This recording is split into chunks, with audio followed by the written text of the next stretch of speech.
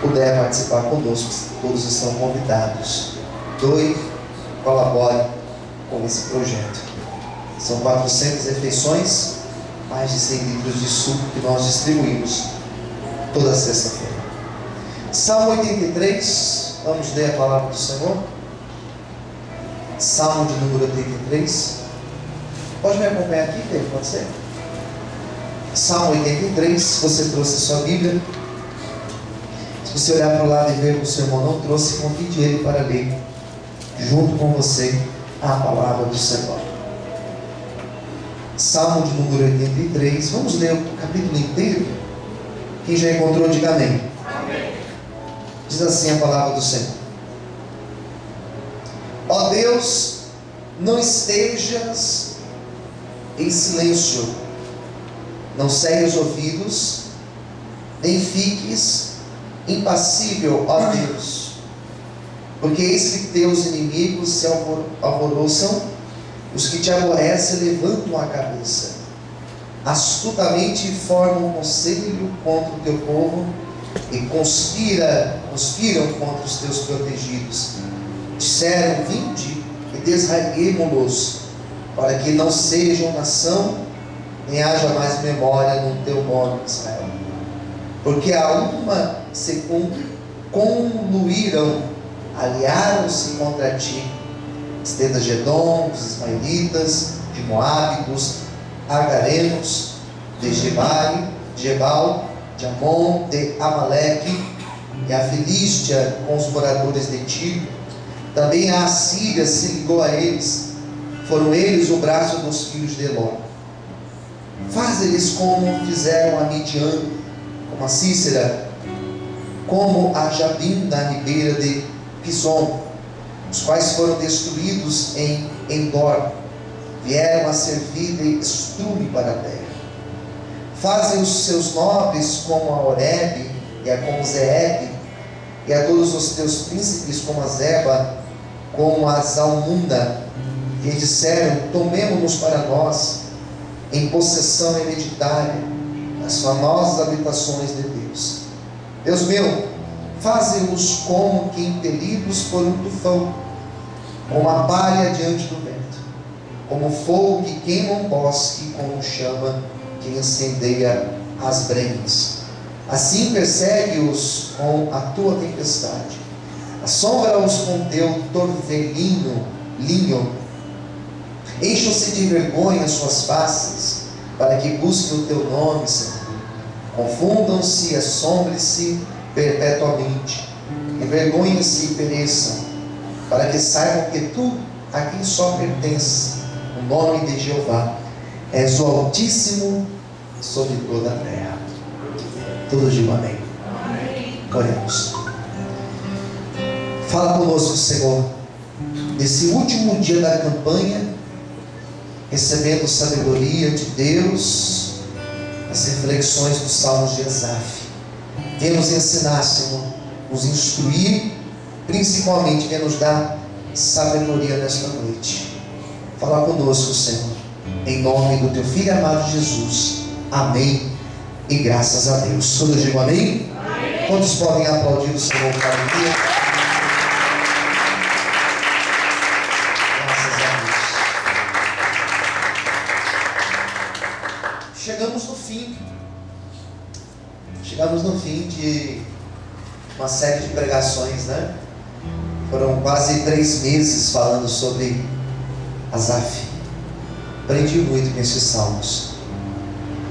E vale a pena depois você assistir essas pregações e ver, ouvir novamente, porque aprendemos muito com o nosso amigo Asaf. O Salmo 83 é o último salmo de Asaf. Asaf são atribuídos 11 salmos, contando a partir do 73, em sequência. 73, 74, 75, 76, 77, 78, 79, 80, 81, 82 e 83. E fazendo uma síntese bem breve do que nós aprendemos, eu pude perceber que a maioria dos salmos de Asaf possui ao menos 3 características, até mais, lógico, mas 3 são bem perceptíveis. Eu percebo que Asaf, na maioria dos salmos dele, ele fala de coisas do passado. Quem entendeu? Diga amém. Amém. Ele relembra algumas coisas que aconteceram no passado. É uma característica interessante de Asaf, porque Asaf, volta e meia, ele olha para trás e ele começa a lembrar do que Deus já tinha feito no passado. Os salmos atribuídos a Asaf são salmos que mostram que ele tinha uma boa memória, e sobretudo uma memória nos seus momentos difíceis. Eu aprendi que quando eu estou nos meus momentos difíceis, segundo Asaf, eu devo olhar para trás e lembrar do que Deus já fez na minha vida. Isso vai servir para alguma coisa, para mim e para você.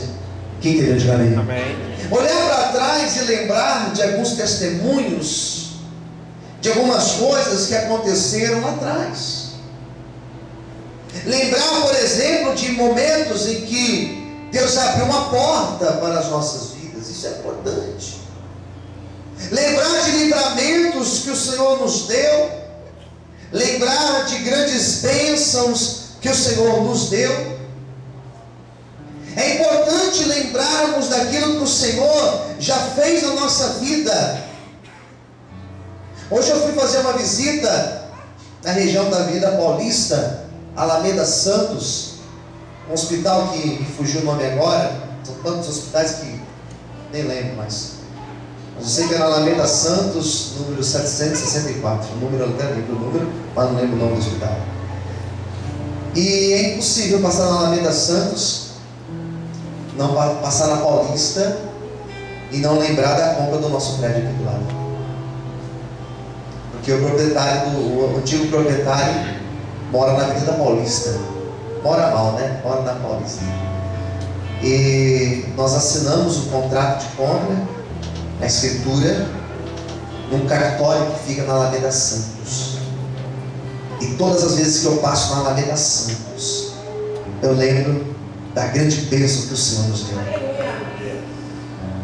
E não é que eu esqueço dos meus problemas do presente, não é que eu esqueço das minhas lutas de hoje, não é que eu esqueço das minhas dificuldades de hoje, mas quando eu lembro do passado e lembro daquilo que Deus já fez na minha vida, eu começo a lembrar que quando Deus fez no passado, lá atrás, Ele não fez porque eu merecia, Ele fez porque Ele foi bom na minha vida, Ele foi misericordioso. Eu olho para trás, eu lembro daquilo que Deus fez na minha vida, e eu começo a lembrar que se Deus fez, Ele pode também fazer no presente. Eu começo a lembrar que as grandes conquistas que eu tive, as grandes conquistas que essa igreja teve, nós não tivemos nos momentos bons, nos momentos de estabilidade, mas nós tivemos nos momentos difíceis e nos momentos de grandes lutas e crises. Por isso, nessa noite, se você trazer a tua memória o que Deus já fez na tua vida, se você começar a lembrar daquilo que Deus já fez, você vai parar de murmurar, você vai parar de reclamar, e você vai começar a agradecer a Deus, porque até aqui o Senhor tem nos sustentado. Aleluia! Quantos podem aplaudir ao Senhor nessa noite? Aplauda Ele bem forte, aleluia! Pode ouvir amém? Amém. Então, é uma característica. Essa é uma. Memória, que tinha boa memória. Fala para quem estiver perto de você. Fala assim, que a partir de hoje. Não, fala com mais força aí, com mais ânimo. Fala assim, que a partir de hoje nós possamos ter uma boa memória. Posso ouvir amém? Amém. E a gente vai começar a ser mais grato, vai reclamar menos. Por aí vai. Segunda característica que eu percebi dos salmos de Asaf, são apenas 3 que eu vou destacar, mas a segunda é que Asaf, ele fala de um sofrimento, de luta. Todos os salmos ele fala de luta, é incrível. E ele fala da luta, não do ímpio.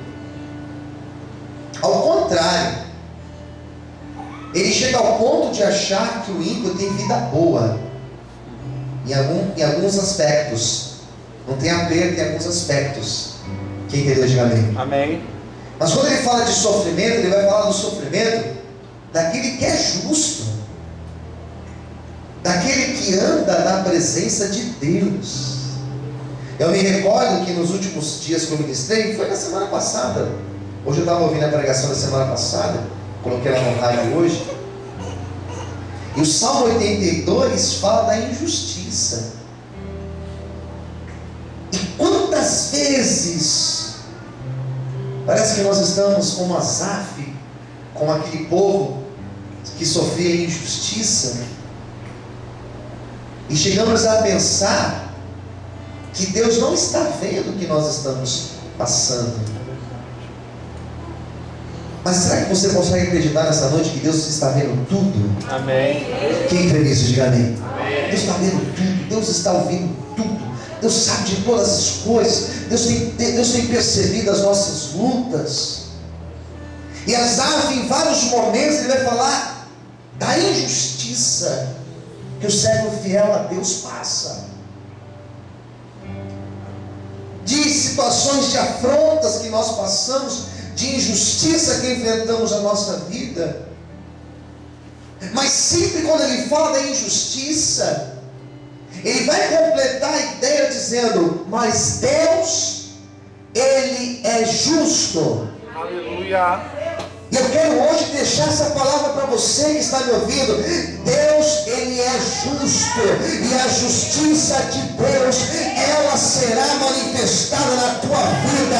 Virá o tempo de justiça e o tempo de honra do Senhor sobre a tua vida, em nome do Senhor Jesus Cristo. Pode ser a tua vida familiar até mesmo, pode ser a tua vida profissional, pode ser em qualquer área da tua vida.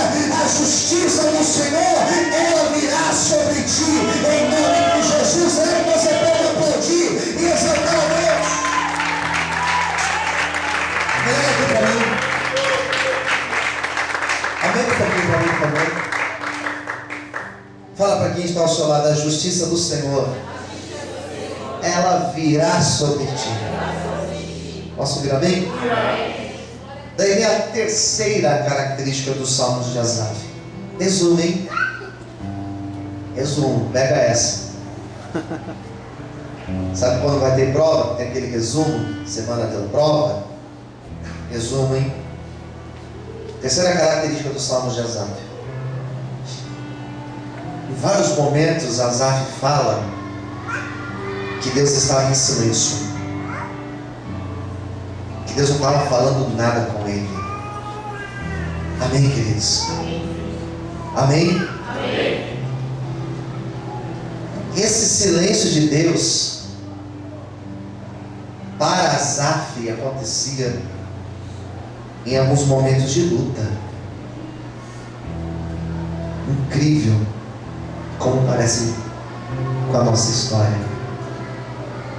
Nós oramos às vezes, pedimos às vezes, falamos com Deus, abrimos a Bíblia, ouvimos a pregação e temos a impressão que Deus não está falando conosco, que Deus não está ouvindo a nossa oração.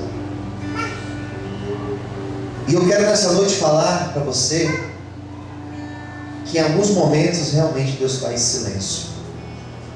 Ele não fala nada em alguns momentos. E nesses momentos em que Deus não está falando conosco,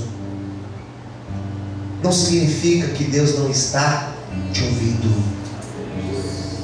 Também não significa que Deus não está trabalhando na tua vida. Também não significa que Deus não está preparando o melhor para você. Por isso nessa noite aquieta a tua alma. Por isso nessa noite, põe a mão no teu coraçãozinho assim, olha. Por isso nessa noite aquieta o teu coração. Se porventura você passou por aquela porta achando que Deus não está te vendo, não está te ouvindo, porque você não tem ouvido resposta, porque você tem clamado e parece que o céu é feito de aço, é feito de bronze, e a tua oração não tem chegado até Deus. Eu venho nessa noite como emissário do Senhor, eu venho nessa noite como voz de Deus aqui nessa igreja, para dizer para você que Deus está ouvindo a tua oração, que Deus está ouvindo a tua súplica, e que no momento desse a resposta do céu virá sobre ti. Pode ser que Deus esteja em silêncio, mas Ele está preparando melhor, igreja. Se você puder, abre a tua boca, glorifica o Senhor e aplaude bem forte a Ele nessa noite, em nome de Jesus, aleluia. Merece um aplauso mais forte, aleluia. Você pode dar glória a Deus aí, quem entendeu, diga amém. São essas lições aqui que eu tirei de Asaf, que vale a pena lembrar do passado, fazer memória do que Deus já fez, que Deus, Ele às vezes permite o justo passar pelo sofrimento. E em terceiro lugar, que Deus às vezes faz silêncio, mas não significa que Ele não esteja nos ouvindo. Amém, igreja? O Salmo 83, que é o último, e hoje nós vamos encerrar essa pregação, essa série de pregações. Eu separei algumas ideias para nós comentarmos, e essas ideias não vão fugir do que eu já citei na minha introdução. O versículo 1, olha como ele começa. Eu gostaria que você pegasse novamente a sua Bíblia. Ele começa o Salmo dizendo assim: ó Deus, não estejas em silêncio, não feche, não cegue os ouvidos, nem fiques impassível, fique parado, ó Deus. Interessante que ele fala: Senhor, não fique em silêncio, não fique parado, Senhor, perante essa afronta que eu estou passando. Não fique, Senhor, de braços cruzados perante o meu sofrimento. Eu tenho aprendido no meu relacionamento com Deus, e eu tenho ensinado isso todas as vezes que posso pregar sobre isso, que nos momentos em que Deus não está falando, Ele está trabalhando a nosso favor. E nesses momentos que Deus não está falando, eu devo usar esses momentos para desenvolver o meu relacionamento com Ele. Eu tenho que crer mais ainda, eu tenho que dobrar a minha oração, eu tenho que dobrar o meu sentimento de perseverança, eu tenho que dobrar o meu sentimento de resistência. Por isso nessa noite eu quero profetizar que todo sentimento de desânimo, todo sentimento de derrota, levanta sua mão direita para o céu, todo sentimento de abandono, de rejeição, eu quero hoje profetizar que esses sentimentos vão sair da tua vida, e a partir de hoje você vai crer, você vai desenvolver um relacionamento com Deus tão profundo, que você vai crer, que você vai confiar, e você viverá coisas grandes do Senhor sobre a tua vida, em nome de Jesus. Quantos podem aplaudir e exaltar a Deus nessa noite?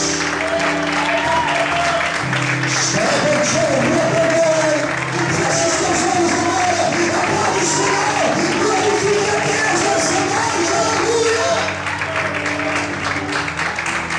Creia no Senhor, creia no Senhor.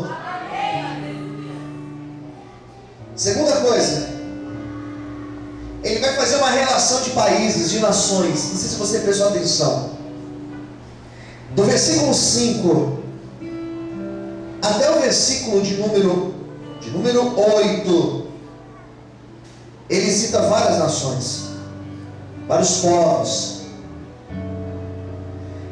E ele vai falar que esses povos, olha que legal, são 10 nações. Quantas nações eu disse? 10. Essas 10 fizeram alianças entre si para se levantarem contra eles, contra o povo de Israel. Você sabe que isso daqui é uma poesia, que em nenhum momento da história fala que essas nações se juntaram realmente. É uma poesia isso daqui. Mas ele quis dizer o quê? Que esses povos inimigos, eles têm se levantado, Senhor, contra as nossas vidas. Para onde eu olho eu vejo um problema. E eu estou cercado de problemas. E ele vai falar que essas 10 nações se opuseram, fez oposição a eles.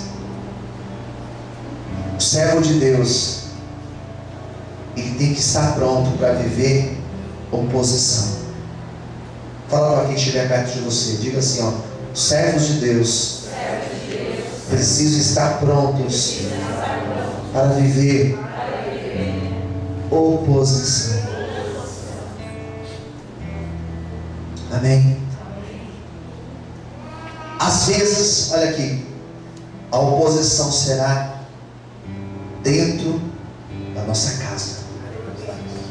Porque quando Davi enfrentou oposição, a primeira oposição que ele enfrentou, ela veio de seus irmãos, da sua própria casa. Foi assim também com José, o José do Egito, seus irmãos, seus pais. Às vezes a oposição, ela não é de dentro, mas ela vem de fora. Neemias, lembra? Sanbalate, Tobias e Gesem fizeram oposição. Eles eram estrangeiros que se opuseram a eles.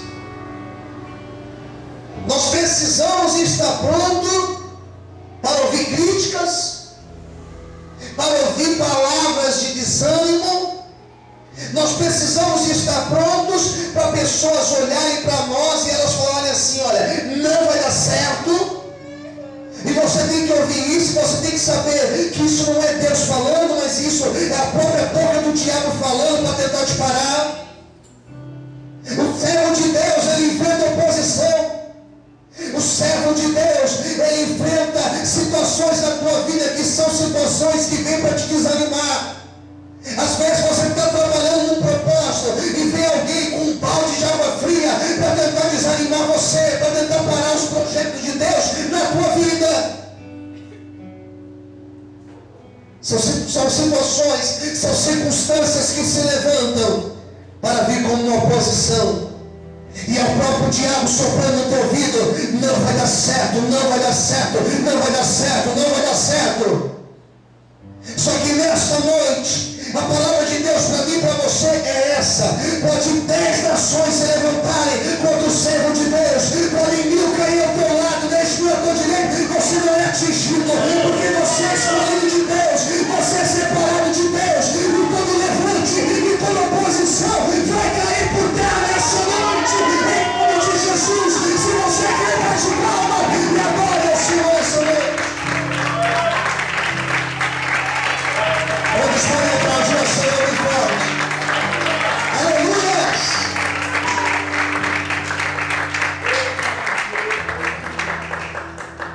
Eu sei o que é oposição, queridos. Eu sei que desde o dia que eu coloquei a mão no arado para fazer a obra de Deus, desde o dia que eu coloquei a mão no arado, eu sei o que é oposição. E eu glorifico ao Senhor, porque isso tem me ensinado a ser cada vez mais resistente às lutas e a perseverar mais ainda. Fala para o teu irmãozinho do lado: persevere mais ainda, em nome de Jesus. Daí vem uma outra situação aqui, quarta ideia, terceira ideia do texto, do Salmo 83, que é o versículo 17. Eu gostaria que você prestasse atenção nesse texto. Confundam-se e assombrem-se perpetuamente, envergonhem-se e pereçam. Uma palavra profética que diz que todos aqueles que têm se levantado contra nós ficarão envergonhados e ficarão confundidos. Repita-se comigo: todos aqueles. Levanta assim a tua mão com autoridade. Diga assim: olha, todos aqueles que têm se levantado contra a minha vida ficarão envergonhados e confundidos ao verem a obra de Deus na minha vida. Essa palavra é profética. Eu libero ela sobre você nessa noite. No tempo de Deus, no tempo do Senhor, a honra dele virá sobre a tua vida. No tempo de Deus, toda situação que tem te afrontado, todo levante da dimensão contra a tua vida irá cair por terra em nome do Senhor Jesus Cristo. Se você recebe essa profecia, abre a sua boca e começa a glorificar, e começa a exaltar, e começa a louvar em nome de Deus nessa noite. Em nome de Jesus, eu clamo o Senhor. Exalte ele forte, aleluia. Aplauda o Senhor essa noite. Está chovendo aí? Envergonhados. Que envergonhados? Porque eles têm dito que nós estamos levantados, só que eles serão envergonhados. Porque confundidos. Sabe por que confundidos? Porque eles não vão entender a obra de Deus que será feita na tua vida. Amém, queridos? Não vão entender. O último versículo é o versículo 18. Para que saibam, existe um propósito para isso. Qual que é o propósito?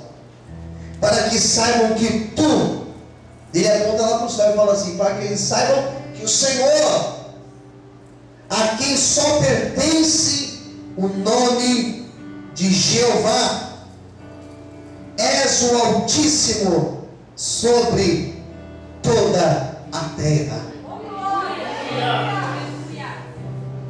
Para que a obra de Deus será feita na nossa vida?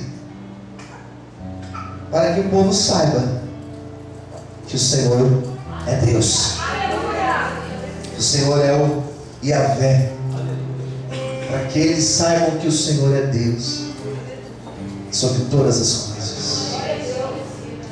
Deus está sobre todas as coisas, sobre a minha vida, sobre as minhas lutas, sobre qualquer situação. Para que o nome de Deus será glorificado? Para que as pessoas saibam que o Deus que nós servimos, Ele não é um Deus morto, mas Ele é um Deus verdadeiro. Para que as pessoas possam olhar para você e elas possam dizer: só o Senhor é Deus. Lembra da mensagem de domingo à noite? Lembra da mensagem de domingo à noite, quando Elias orou e o fogo caiu naquele altar? Todos os profetas de Baal caíram de joelhos e eles disseram: só o Senhor é Deus. Quem falou, diga amém. Mais ou menos isso vai acontecer na tua vida, amém, igreja? Mais ou menos isso vai acontecer no meio daqueles que estão ao nosso redor. Eles vão ter que olhar para mim, para você. Eles vão ter que olhar para a nossa vida. Isso é coisa de Deus, igreja. Eles vão ter que olhar para mim, para você.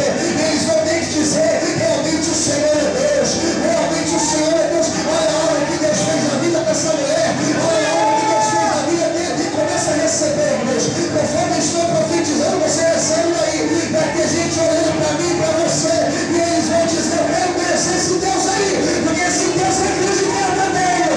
Todos podem aplaudir e exaltar o Senhor nessa noite.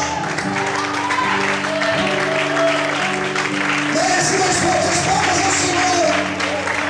Merece mais fortes palmas a Deus. Aplauda o Senhor nessa noite.